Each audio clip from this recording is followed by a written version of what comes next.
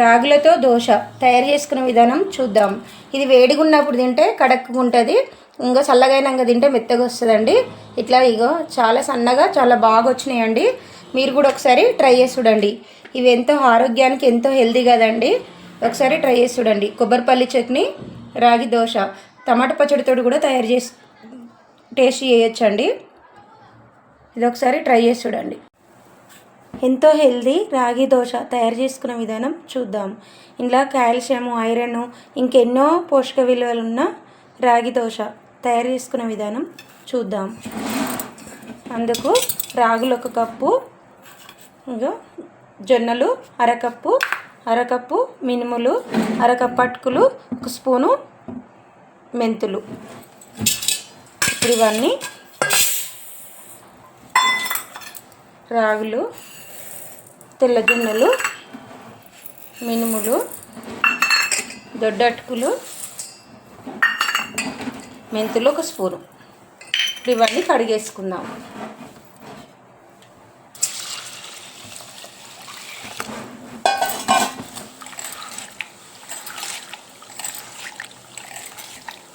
ఇలా 2-3 సార్లు కడిగి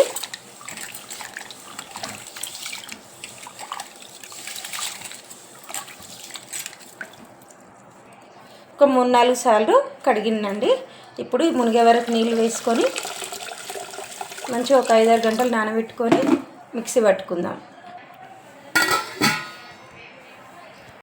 ఒక 4 గంటలు నాననేయండి. 4 గంటల తర్వాత ఇప్పుడు ఈ మిక్సీ జార్లోకి తీసుకుందాం.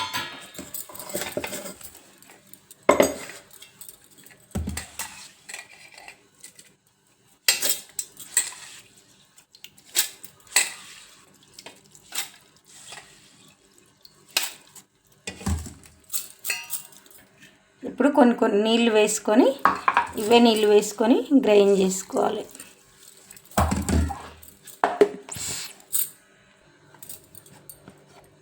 ఇట్లా గ్రైండ్ చేసుకొని ఒక గిన్నెలకు తీసేసుకుందాం.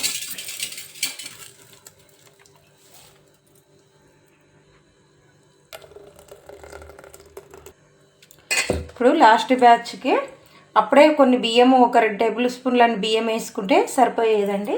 ఇప్పుడు బియ్యం వేసుకోలే కాబట్టి ఇప్పుడు బియ్యం పిండి 2 టేబుల్ స్పూన్లు బియ్యం పిండి వేసుకుందాం.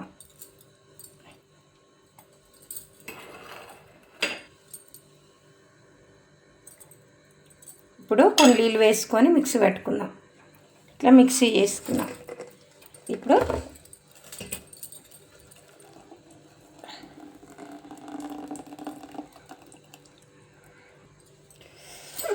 అంచులు మొత్తం ఇట్లా తుడిచేసుకొని ఇప్పుడు 1 స్పూన్ తీసుకొని మొత్తం ఇట్లా కలుపుకొని పిండి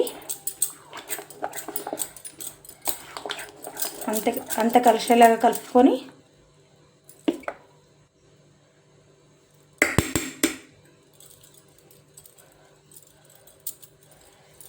మూత వేసి నైట్ అంతా నాననిద్దాం.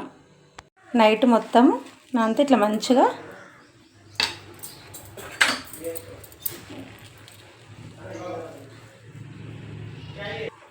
రుచికి సరిపడా ఉప్పు వేసుకొని కొన్ని నీళ్ళు వేసుకొని పిండి కలిపేసుకోవాలి.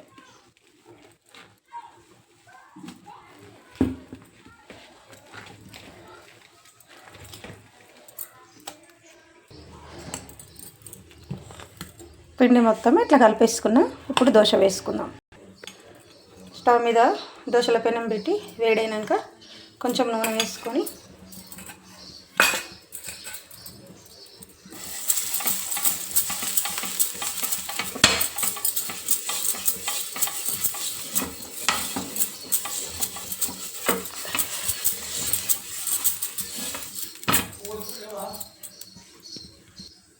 వేడైనాక కొన్ని నీళ్ళు కలిపి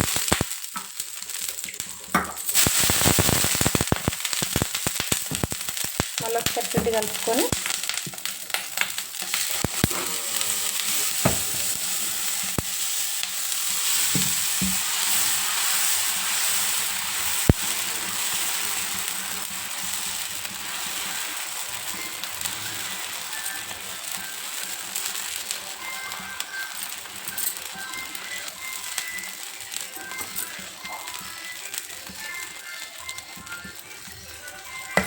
ఇట్లా వేసేసుకోవాలి. ఫస్ట్ కొంచెం దొడ్డుగా వేసుకోవాలి.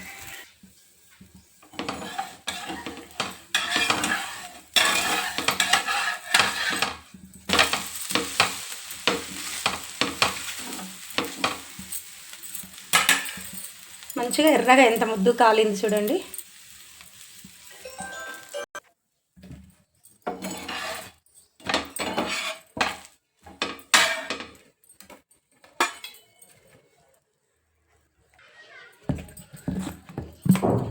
ఇప్పుడు మళ్ళీ ఒక దోశ కూడా వేసుకుందాం.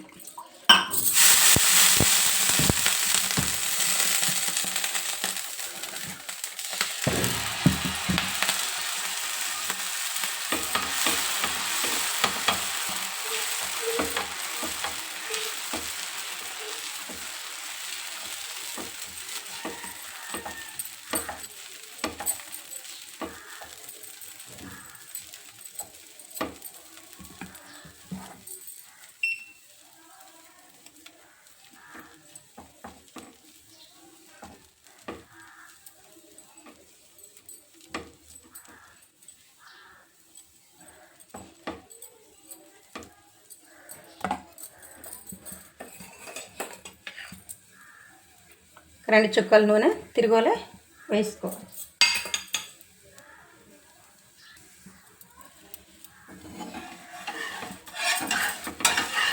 ఇంత చక్కగా ఇంత ఈజీగా వస్తున్నాయి చూడండి. మంచి కలర్ కూడా వస్తుంది. ఎంతో హెల్దీ కదండి. ఒకసారి ట్రై చేసి చూడండి ఈ దోశ.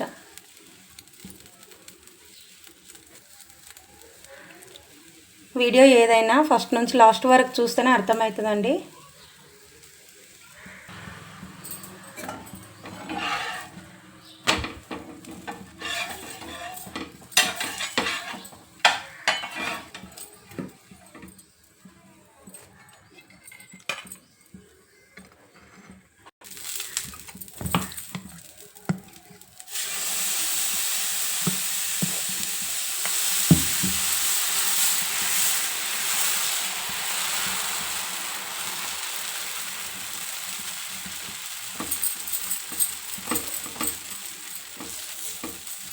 ఇట్లా పలసగా కావాలంటే పలసగా, కొంచెము లావుగా కావాలంటే లావుగా వేసుకోవచ్చు.